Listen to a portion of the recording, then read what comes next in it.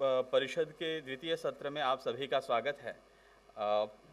इस सत्र में हमने पिछले सत्र में विस्तार पूर्वक स्वाधीनता संग्राम और जनजाति समाज का योगदान और जनजातीय नायकों के योगदान के बारे में हमने चर्चा की थी।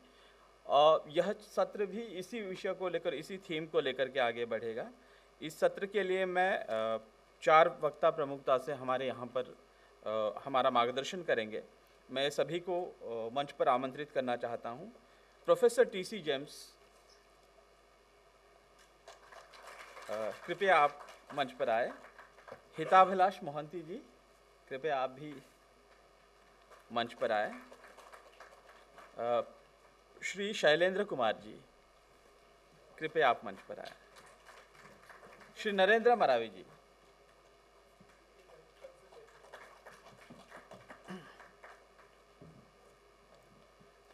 जहाँ तक संभव हो हम सत्र को आगे बढ़ाते हुए अगर कुछ मुद्दे पीछे रह गए तो फिर भोजन अवकाश के बाद में भी इसी सत्र को हम शुरू रखेंगे। मैं अभी प्रोफेसर टी.सी. जेम्स जी के स्वागत के लिए श्री विजय दत्त जी, सभ्यता अध्ययन केंद्र के कार्यकर्ता है, मैं उनको आमंत्रित करता हूँ। वे श्री प्रोफेसर टी.सी. जेम्स जी का स्वागत करेंगे।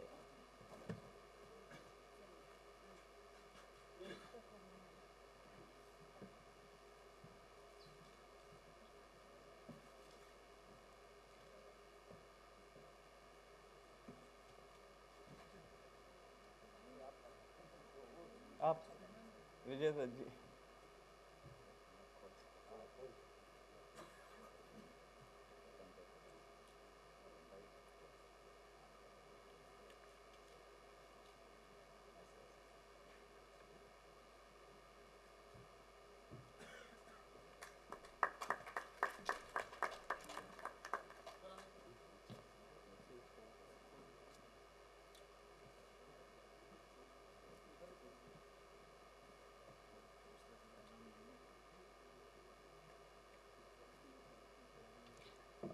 श्री हिताभिलाष मोहंती जी का स्वागत राजकिशोर सिन्हा जी करेंगे। राजकिशोर सिन्हा जी।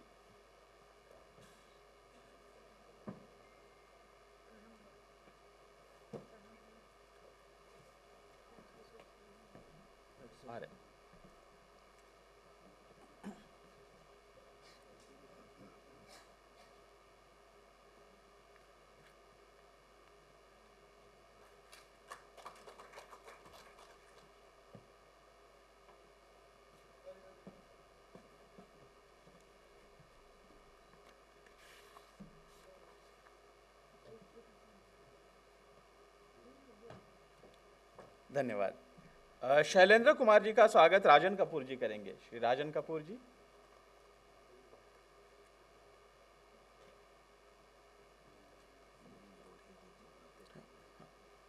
और श्री नरेंद्र मरावी जी का स्वागत करने के लिए मैं संजय जी को मैं आमंत्रित करता हूँ। संजय भारती जी।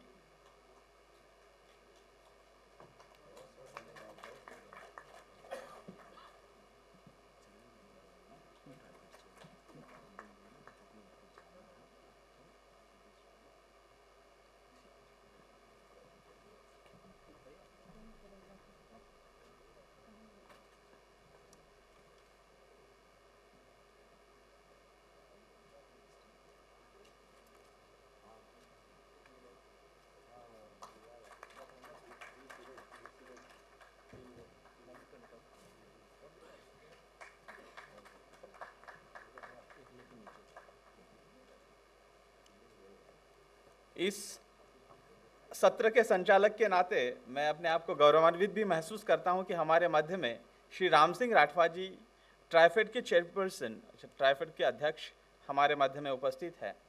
मैं उनके स्वागत के लिए श्री रविशंकर जी, सभ्यता अध्ययन केंद्र के निदेशक, मैं उनको आग्रह करता हूं। श्री राम सिंह राठवा जी, जैसे मैंने कहा था, ट्राइफेड के चेयरपर्सन हैं और उसके पूर्व में 5 बार वे सांसद रह चुके हैं। हम आपके आभारी हैं, आपने समय निकाल करके हमारे मध्य में आप उपस्थित रहे। हमारे मध्य में श्री दुर्गादास उइके साहब भी हैं चूंकि वो समारोपीय कार्यक्रम में भी रहेंगे, हम आपके आभारी है सर, आप हमारे मध्य में उपस्थित हैं। जैसे हमने कहा था कि पिछले सत्र में हमने स्वाधीनता संग्राम और जनजाति समाज का जो योगदान है उस पर हमने चर्चा की। इसी चर्चा को इस सत्र में भी आगे बढ़ाएंगे।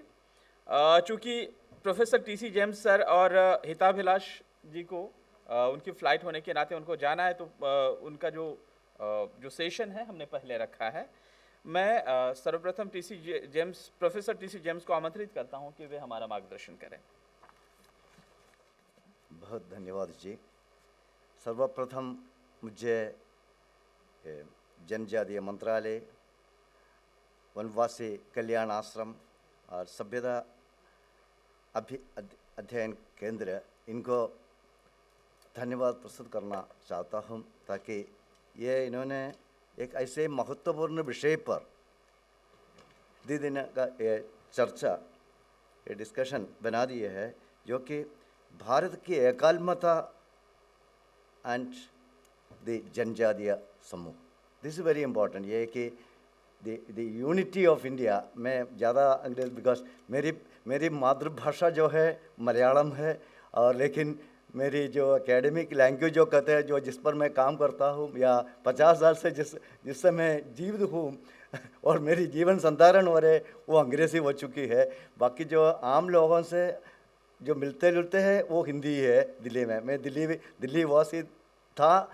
अब तक, कुछ दिन पहले तक। अब मैं यहाँ से वापस जा रखा इसी वजह से। और ये एकेडमिक टॉपिक जब भी आते हैं उसमें बहुत ज़्यादा अंग्रेज शब्द आते हैं, और मैं बौद्धिक संपदा के बारे में ज़्यादा लिखा था, पढ़ाता भी था, वो सारे उसी में होता था। इसलिए पहले ही आपकी माफ़ी चाहता हूँ।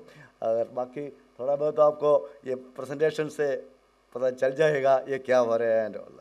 और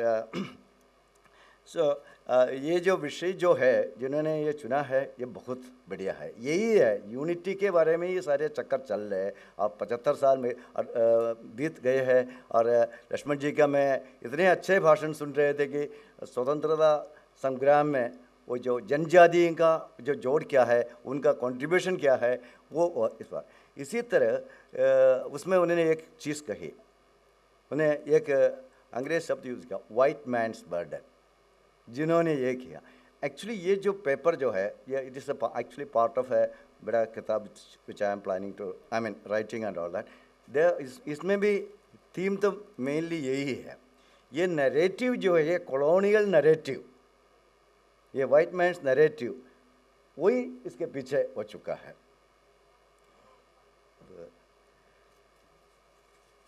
इसका वो कैसे करें? हाँ, मतलब कि नहीं मतलब कि स्लाइड चेंज करने का।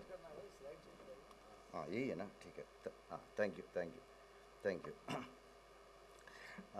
और ये जो पेपर के लिए जो है, मैंने इसलिए शुरू करना पड़ा, काफ़ी क्रिटिसिज्म भारत सरकार के और हो रहे थे, और लोग पूछ रहे थे। मैं 10-15 साल पहले कई इंटरनेशनल डेलीगेशंस में इंडिया को रिप्रेजेंट कर रहा था इसी जगह पर। इसमें पर्टिकुलरली जैसे है कि विश्व बौद्धिक संपदा आयोग जो है, वर्ल्ड इंटेलेक्चुअल प्रॉपर्टी ऑर्गेनाइजेशन, उसमें 1996 से मैं जा रहा था। तो वहाँ हमने ये विषय ले आया था, बाकी कंट्रीज़ के भी सहयोग से, ट्रेडिशनल नॉलेज।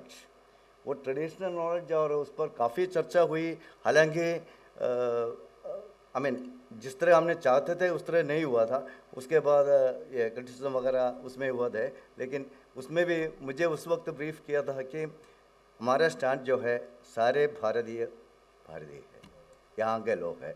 क्योंकि तब मैंने इतना रिसर्च नहीं किया था, लेकिन बाद में मैंने ये इस पर काफ़ी रिसर्च किया है। ये क्यों ऐसे हुआ, ये इंडिजिनस शब्द जो है ये सब यूज़ हो रहे थे, ये कहाँ से आ रहा था। इसी कॉन्टेक्स्ट पर ये पेपर जो है, ये चैप्टर एक्चुअली जो मेरी जो है वो मैंने लिखा था। इसमें देखे को मैंने देखा कि सबसे पहले ये तो अंग्रेज़ी शब्द है, इंडिजिनस जो है, ये एक थॉमस ब्राउन नाम का एक बंदा था, उसका 1646 की किताब है। उसने पहली दफ़ा ये यूज्ड है रिटन फॉर्मेट में जो आता है, इंडिजिनस और प्रॉपर नेटिव्स ऑफ अमेरिका। सो वो कह रहे थे कि जो अफ्रीकन अमेरिकन्स के साथ, वैसे उन्होंने यूज़ किया था ये शब्द नीग्रोस, वो कहते हैं नीग्रोस जो है उसको बाहर ले आया था। अब ये वो भूल जाते, वो भी नीग्रोस को वही लोग ही ले आए थे। ये वाइट लोग आकर, जैसे उन्होंने सुबह कहा था कि उन लोगों को पूरे उन्मूलन कर दिया था, वहाँ के जो लोग हैं जिनको एक तो गलत नाम दे दिया रेड इंडियंस, क्योंकि वो सोचते थे कि यही इंडिया है, यहाँ के लोग जो है यही इंडियंस है, और रेड इंडियंस नाम रखा, उनको अपना नाम होते थे और वो सब भूल गए, यही बात है। और उनकी हिस्ट्री कभी भी, अभी बहुत मुझे ढूंढना पड़ा अमेरिका में, कई दफ़ा जब मैं पढ़ाई के लिए भी गया था तब भी वहाँ हम ढूंढते रहे, किताबें मिलना बड़ा मुश्किल था। एक पर्टिकुलरली फिर मुझे 2 किताबें अब मिल चुकी है। अब रिसेंटली एक किताब छपी है कि an indigenous peoples history of the United States लेकर, और इसी तरह के जो है उन्होंने लोगों को, ये लोग है कॉलोनियल, ये अमेरिका हमारी है, हमारा कंट्री है, इस तरह का ये चक्कर हुआ था। लेकिन अभी जैसे कि लोगों में जागरूकता पैदा होती है, कल्चर के बारे में सब पता चलता है, लोग पूछना शुरू किया ये सही है, तब इंडिजीनस का ये हो गया। फिर उसने क्या किया, षड्यंत्र, इट्स ए षड्यंत्री में करा, एक कॉन्स्पिरेंसी। उसने क्या है कि हाँ बाकी सब लोग जगह भी है, लेकिन बाकी जगह भी इंडिजिनस जो कहते हैं या जनजाति जो कहते हैं, इसमें कुछ फ़र्क है। अब वो पूर्व सेशन में, प्रथम सेशन में उन्होंने काफ़ी एक्सप्लेन किया कैसे ये लोग है इंडिया के जो है। उसमें आप देखें तो सारे एशियन कंट्रीज़ जो है यहाँ उस तरह का सेटलमेंट नहीं हुआ है, जैसे अमेरिका में हुआ, कनाडा में हुआ, साउथ अमेरिका में हुआ, ऑस्ट्रेलिया में हुआ, न्यूजीलैंड में हुआ, थोड़ा बहुत साउथ अफ्रीका में भी हुआ। बाकी जगह साउथ अफ्रीका में लेकिन पूरा इराडिकेशन नहीं हुआ था, बाकी जगह ये हुआ था। उन्होंने क्या कहता है, उनकी गलती को, उनकी गिल्ट को कम करने के लिए कहते बाकी जगह भी इंडिजिनस पीपल है। इंडिजिनस पीपल, हम सारे कंट्री का हम सब इंडिजिनस मानते हैं, लेकिन किसको फिर ढूंढ कर हाँ ट्राइबल इंडिजिनस है, बाकी लोग वो नहीं है। सेपरेशन, एक artificial separation they are creating. This is why this what I said, a colonial narrative, a narrative bringing it. हमारे वहाँ अभी तो मॉर्निंग आप सुन रहे थे, इतना अच्छा वो करता है कि कब से लेकर क्या क्या संग्राम में, स्वतंत्रता संग्राम में अपने उसी के लिए, वो सोम के लिए क्या हो रहे थे। वो सारी चीज़ें वो भूल जाते हैं। वो मैंने किताबें काफ़ी वो उसके इलस्ट्रेशन दे रखा है, कोटेशन वगैरह दे रखा है। अच्छा, फिर क्या हुआ कि 1957 की जो है इंटरनेशनल लेबर ऑर्गेनाइजेशन, वहाँ यूज़ किया indigenous and tribal population convention हुआ था। देन वर्किंग ग्रुप हुआ था यूएन का 1982, देन ILO का कन्वेंशन हुआ था इसी पर, और पॉलिटिकल डिक्लेरेशन हुआ था सस्टेनेबल डेवलपमेंट 2002 के ऊपर, और UN declaration rights of the people वगैरह हुआ। इसमें कई जगह इंडिया ने राटिफाई नहीं किया, अगर साइन भी किया तो राटिफाई नहीं किया। क्यों? डिफरेंस ये इसी एक लफ्ज़ पर है, क्यों कहते हो। और हमारा स्टैंड जो है, ऑफिशियल स्टैंड जो है, at the time of conquest और कॉलोनाइजेशन और the establishment of person state boundaries are indigenous, ये सब मानते हैं, लेकिन हमारे केस में मानते नहीं है। आपको पता है कृषि के ऊपर सब्सिडी जो है अमेरिका सबसे ज़्यादा देता है, लेकिन इंडिया थोड़ा सा सब्सिडी देता है तो नहीं मानते वर्ल्ड विश्व ट्रेड ऑर्गेनाइजेशन। ये सब डबल डीलिंग बहुत हो रहे हैं। मैंने इन लोगों के साथ WTO में, WIPO में और यूनेस्को में और UN में ये लड़ाई हमारी हमेशा चलती है। मेरी लड़ाई ज़्यादा अमेरिकन से ही होता था, क्योंकि वो डबल स्टैंडर्ड करते हैं, क्योंकि कहते नहीं हमारा उस वक्त के परसेंटेज से कम है और तुम्हारा, उस वक्त हमारे पास परसेंटेज ही नहीं था, हम सब्सिडी नहीं देते थे। ये 1994 की ये जो गैट का जो चक्कर चल रहा था, तब हमारे यहाँ 2% या 3% का सब्सिडी हुआ करता था, उनका तो बहुत सब्सिडी हुआ करते थे। वो 2% से वो परसेंट लेकर वो सारे ये कर रहे हैं। इसी तरह का यहाँ का भी है। और दूसरा वो भी मॉर्निंग में मेंशन भी हुआ था, मंत्री जी के भाषण में भी हुआ था, एक इश्यू उसने लाया, सेल्फ डिटर्मिनेशन। उसको वो सेपरेशन की तरफ से ले आते हैं। ये चीज़ जो है एशियन कंट्रीज़ को बिल्कुल सही नहीं है। सिर्फ इंडिया नहीं है, सारी Asian countries, China, Indonesia, Thailand, सब इसी व्यू पर है, क्योंकि हमारे यहाँ के जो लोग हैं सब यहाँ के इंडिजिनस है, उनको उसी जो अधिकार बाकी लोगों को मिलते हैं से उसी अधिकार मिलते हैं। अब सुबह आपने इतने अच्छे से सुन रहे थे कि अब हमारे राष्ट्रपति जो है, अब हम कौन, आई मीन यहाँ तो कोई रिजर्वेशन से नहीं है, उसको कोई रिजर्वेशन नहीं, उनकी अपनी योग्यता से, अपनी क्वालिफिकेशन से, अब और लोगों के प्यार से उस पोजीशन मिल चुकी है। क्या ये एक native American, for want a better time, when will a native American become the president of the United states? या किसी भी कंट्री में देख लो, ऑस्ट्रेलिया बहुत अच्छा मूवमेंट है उनका, इंडिजिनस पीपल का, न्यूजीलैंड, ये कहीं भी वो नहीं, वो अपॉर्चुनिटी नहीं दे रखा है। हमारे यहाँ देख लो, अब सुबह का देखिए 8 चीफ मिनिस्टर्स है। आई मीन ये आज की नहीं, ये चल ही रहा है हमारे यहाँ, तो ये चल ही रहा है। सो ऐसे वो नहीं है। सो ये सबको बीच में सेपरेशन करने का वो चाहते हैं। बाकी फिर हमारे यहाँ तो वो मैंने मोस्टली एकेडमी की लिखा है, कॉन्स्टिट्यूएंट असेंबली डिबेट्स वगैरह है, वो मैंने इसलिए लिखा है कि एक सुप्रीम कोर्ट के एक जजमेंट के कॉन्टेस्ट में मैंने वो क्लास में पढ़ाने के लिए भी वो देखना पड़ा मुझे, सारी वो 9 volumes of constituent assembly debates, उसमें से लिखा था। उसमें जयपाल सिंह मुंडा जी ने ये आदिवासी शब्द के लिए काफ़ी वो आर्ग्यू किया था, और लेकिन के मुंशी जी, अंबेडकर जी, विश्वनाथ दास वगैरह ने तो इसे डिसएग्री किया। फिर एक non political term constituent assembly ने ऑप्ट किया, वो ये शेड्यूल्ड ट्राइब, ये जनजातीय होते हैं, एंड लेकिन सारे फंडामेंटल राइट्स वगैरह सब उसी में होता है। लेकिन ये 2011 के एक केस है, SC Kailash versus state of Maharashtra. उसमें क्या कि वो एक्चुअली मैंने उसमें काफ़ी कोट कर रखा है किताब में, जब आप पढ़ेंगे आप कहेगा क्यों वो धार्मिक रोष, the anger of the moral indignation of the court came, that's what led to the judgement in a way. एक भील औरत को नंगा उसने वो चला दिया था, वो बहुत आई मीन इतने, one should never think of such a thing. So it was in that context that the court went into these things, and to put, I mean, there was some argument put there like this, the opposition put some words, so the court came heavily on that thing. They said no, उनको ज़्यादा right है, वो ज़्यादा indigenous है, इस तरह का उनका उसमें हुआ था। लेकिन फिर फॉरेस्ट लैंड्स एक्ट वगैरह में भी इसका रेफरेंस कर रखा है। सो अभी डिबेट तो चल ही रहा है, कौन सा टर्म यूज़ होना है, इंटरनेशनल भी डिस्कशन चल रहा है, indigenous, Aboriginal, tribal, first people, first Nations, natives, ये तो बदलते रहते हैं। अब कनाडा से जो लोग है इंडिजिनस पीपल, वो फर्स्ट नेशंस को प्रेफर करते हैं, वो बाकी सबको छोड़ रहे हैं, फर्स्ट नेशंस को प्रेफर कर रहे हैं। एंड ऑस्ट्रेलिया भी टू सम एक्सटेंट उसमें सपोर्ट हो रहे हैं। लेकिन इसमें क्या है कि टर्म्स का जो है, हर शब्द को जो है टाइम की हिस्से में अपना अपना पॉलिटिकल मीनिंग बढ़ा जाता है। ये अब यहाँ भी इसको एक पॉलिटिकल वो कर रहे हैं सेपरेशन की तरफ से। ये आप लोग अलग है, आप लोग अलग होने से आपको इसमें मेन स्ट्रीम में आपको लगने का मतलब नहीं है, आप मेन स्ट्रीम नहीं है, आप अलग है। इस तरह का एक डिस्कशन चल रहा है, वो नहीं होना चाहिए, वो वही हमारा ये है। और बाकी जो है एंड्रे बेटेल वगैरह इस पर काफ़ी स्टडी किया था। ये तो इनकी तो थोड़ा पुराना स्टडी है 1984, लेकिन सोशियोलॉजिकल स्टडी है, it remains still very this things. And as a government I mentioned that they have difficulty in accepting the term self determination जैसे। लेकिन गवर्नमेंट ऑफ इंडिया कहते हैं कि हम तो है ये सबको ऑटोनमस स्टेट्स को, it's a federal structure, federal structure में स्टेट्स को है। एंड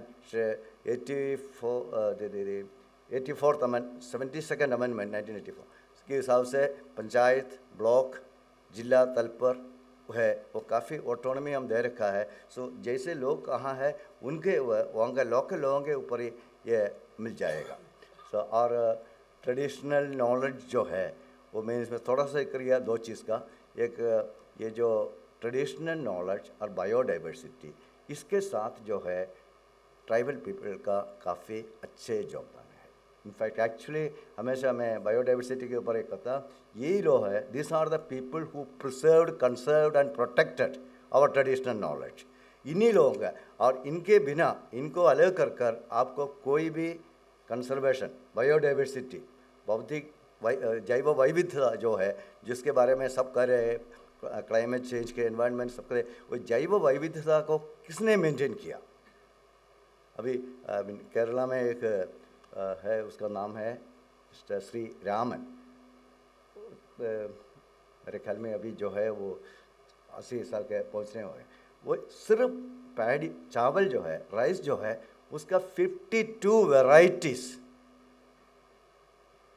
अब किसी के पास नहीं है, क्योंकि उनके पास है। बाकी क्योंकि ये सब बड़े बड़े कंपनीज आते हैं, हमारी जो जीन जो है वो ले आते हैं। हमारी ढूंढने के लिए हमें जाना पड़ेगा मनीला में, फिलीपींस के मनीला में एक बैंक है, उसी में जाकर पूछना पड़ेगा क्या हमें मिलेगा हमारा। इसी तरह अब ये तो वो इसने ये सारे इंडिया के नहीं, अपने एरिया के वायनाड एरिया करते हैं, वहाँ के जो है उसको उसने प्रिजर्व कर दिया है और उसको कल्टिवेट करता है। एंड उसमें कई वैरायटीज़ जो है बाद में वही मार्केट में आएगा उसी कंपनी के नाम पर। क्योंकि मैंने देखा है कि जब मैं जिसमें पढ़ रहा था वो हमारे जो बासमती जो है मार्केट में, उस पर बाद में फिर केस लड़ा हमने उनकी नाम। लेकिन फिर भी अब भी मैं देख रहा हूँ यूएसए और लास्ट टाइम जब मक्काओ वगैरह गया था वहाँ भी शॉप्स में मिलते हैं बासमती, कंपनी का नाम भी लिख लेते हैं। लेकिन वो कैसे वो शब्द बासमती आ गए, वो बासमती कहाँ है, ये सब भूल जाते हैं, वो उनके हो जाते हैं सारे कुछ। अभी इसी तरह का चीज़ जो है ट्रेडिशनल नॉलेज जो है ये प्रिजर्व करते हैं, यही लोग प्रिजर्व करते हैं। और मेडिसिन जो है ट्राइबल मेडिसिन, मैं क्यों इसलिए कहते कि मैं I am more working in traditional medicine policy areas, I am not a medicine, लेकिन पॉलिसी एरियाज मुझे ये पता है कि जैसे कि ट्राइबल मेडिसिन के नाम पर जो इतना वो है, I mean Kerala is one place quite advanced and everywhere you will find. अगर आपका ये बोन सेटिंग वगैरह जो है जोड़ दे वो लगा दो, बस कर देते हैं बहुत सारी चीज़ें। अभी रिसेंटली मेरी एक सिस्टर को वो है डायबिटिक ही है और उसके शरीर में एलोपैथी मेडिसिन ही लेता था, वो पूरा सूजन हो गई। एक हॉस्पिटल से फिर स्पेशलिटी हॉस्पिटल में गया, तभी कहते हाँ सूजन है। पहले उसने कहा डायबिटिक कैसे, उसने कहा ये टेस्ट किया आपके हॉस्पिटल ने, ये तो सही है। अब फिर उसने क्या कहा अब पानी पीना मत कर लो, पानी पीना बंद कर लो, पानी पीने से आपका ये हो जाता है। अब उसने मेरे से भैया मैं क्या देखो ज़्यादा एक्स्ट्रा ना पी लो कोई बात नहीं, लेकिन जो आवश्यक है जब आपको टेस्ट लगता है पीना ही है, पीते रहिए। अच्छा, कहानी है क्या कि फिर किसी ने उसको एक हर्बल मेडिसिन दे दिया, 3-4 चीज़ मिलाकर उसने वो दे दिया। उसने कहा एक ही दफ़ा ये ले लो। अच्छा, उससे क्या हो कि डायबिटिक तो वो है ही है, लेकिन ये सूजन कम होना शुरू किया। मैंने कहा फिर उससे दोबारा ले लो। उन्हें बात किया, कहते हैं नहीं इतना जल्दी नहीं, 2-3 हफ्ते आपको इंतज़ार कर लो, सब सही होगा, नहीं है तो मैं एक और ले दूँगा। इसी तरह ये जो नॉलेज जो है, ये जो ज्ञान जो है, ये हमारा पारंपरिक विज्ञान जो है, ये सब कहाँ प्रिजर्व होता है, इसी को ये होता है। ये चीज़ें जो है ये सब बड़ी इम्पोर्टेंट है। और ट्रेडिशनल नोमेनक्लेचर के मैं इतना कहता हूँ क्योंकि ट्रेडिशनल शब्द आयुर्वेदिक के लिए मैंने काफ़ी ऑब्जेक्ट किया था। मैंने कहा ये आयुर्वेद ट्रेडिशनल नहीं है, वो साइंटिफिक सिस्टम है जैसे एलोपैथी है। लेकिन उन्होंने ये सबको इकट्ठे ट्रेडिशनल मेडिसिन के ऊपर वाईपीओ ने डाल दिया, WHO ने डाल दिया, ये हो जाते हैं। लेकिन nomenclature should not be Divers. बाकी फिर जो मैंने इसमें कुछ वो दे रखा है, नया हिस्टोरिकल रिसर्च जो है, वो कहता है कि हमारे जीन्स जो है कहीं भी आपसे ले लो, जीन्स में तो 92% कॉमन ही कॉमन है। जीन्स में इतना डिफरेंस दिखाई ना, इसका मतलब वो अभी जो रिक वगैरह उनका स्टडी से वो ये दिखा रहे हैं कि आपस में लोग मिलते जुलते थे। और वही मॉर्निंग भाषण में भी कहा था, लोग जाते आते, ये नहीं कि इतना अलग सा रहा, ऐसे बात नहीं है। It is all part of one community, and there are people settled in different places, and they got and certain rituals and certain other things develop these things. ये हमें सोचना है। तभी मैंने कहा ये जो विषय जो चुना है इतना अच्छा विषय, ये कालमता हमारे सोम जो है वो सबका एक ही जैसे है। वो आप देख लो, उसी में से हमें जाएगा ये हमारे राष्ट्र है, हम एक ही है। और कोई दूसरी भाषा बोलेगी, बोली में तो फ़र्क होती है, रहन सहन में भी फ़र्क होता है, और ये सब कुछ, फिर भी वो सब एक बाहर वाले के साथ आप जब तुलना कर देते हो तब देखते हो यार ये हमारे और में बहुत फ़र्क है। सो ये चीज़ें याद रख लो। सो सारे जो है हमारे नेशन बिल्डिंग को कंट्रीब्यूट करना है। सो यही मेरी आइडिया है इसको लाने का। और मैं एक्चुअली ये it's a work in progress. ये एक पार्ट आ गया तो उन्हें छाप लिया, बाकी आगे सोच ही रहा है कि इसको सोच ही नहीं लिख ही रहा हम। वो एक बड़ा सा indigenous people national and international discourses नाम से ये लिख ही रहा। सो ये अच्छा हुआ कि आप लोगों ने इसको थोड़ा सा टाइम दे दिया।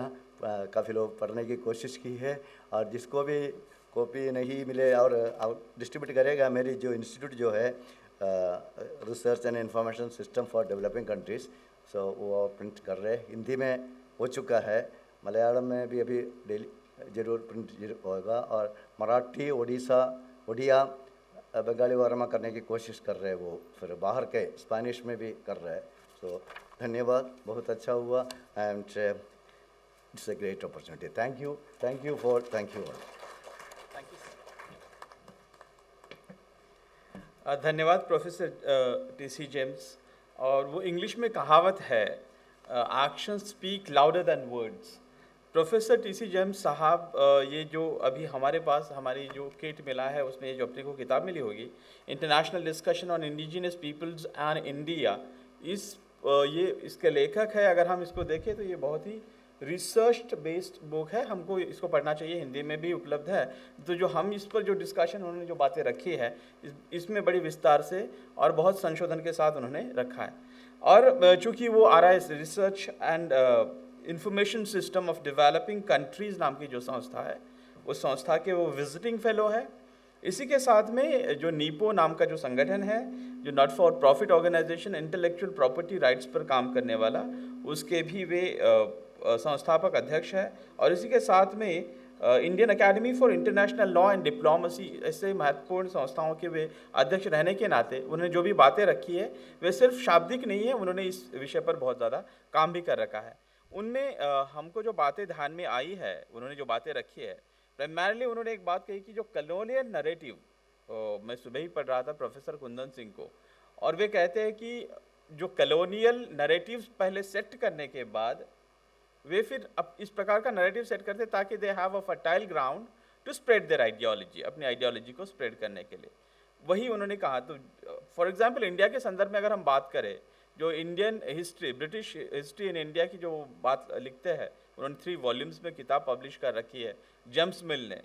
उन्होंने क्या कहा कि द एंशंट, मेडिवल और मॉडर्न ऐसा कैटेगराइज करते हुए हिस्ट्री को, ancient history is the Hindu history, medieval history is the Islamic history of India and the modern history is the Christian history. इस प्रकार से उन्होंने डिवाइड करके they were creating ground so that they can have a fertile ground to rule India for a very long time.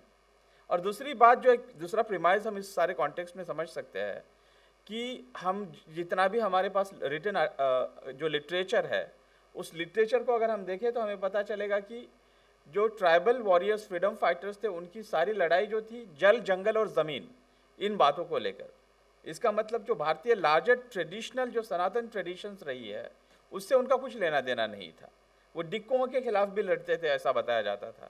लेकिन अगर एक जो पिछले सारे डिस्कशंस में और श्री लक्ष्मण जी ने भी जो बातें रखी, इन सारे डिस्कशंस को अगर हम सीरियसली सुने तो हमें पता चलेगा कि ये जो ट्राइबल फ्रीडम फाइटर्स जो थे और जो ट्राइबल रिबेलियंस रहे हैं, वे सिर्फ अपने जल, जंगल, ज़मीन तक की प्रोटेक्शन के लिए आइडियाज नहीं थी, वो लार्जर सनातन ट्रेडिशंस जो है उनको भी प्रोटेक्ट करने के लिए है।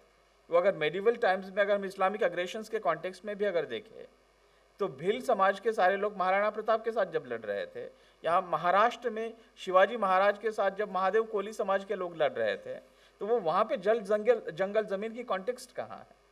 वो तो सनातन ट्रेडिशंस को प्रोटेक्ट करने के लिए लड़ रहे थे। रानी दुर्गावती जब लड़ रही थी मुगलों के खिलाफ, तो वो जल, जंगल, ज़मीन के लिए नहीं, अपने सनातन ट्रेडिशंस को बचाने के लिए लड़ रही थी। लेकिन हमको ये जो मॉडर्न हिस्ट्री में ये जो नैरेटिव है, और इसीलिए वो जो ये कहा जाता है ना कि कॉलोनियल नैरेटिव या कॉलोनियल नॉलेज वो इस प्रकार का नॉलेज होता है जो आपको ये एक्सेप्ट करने के लिए, जो स्लेवरी है वो एक्सेप्ट करने के लिए बाध्य कर देता है, और उसी ट्रेडिशंस को आप लेकर चलते हैं, उसी नैरेटिव को लेकर चलते हैं।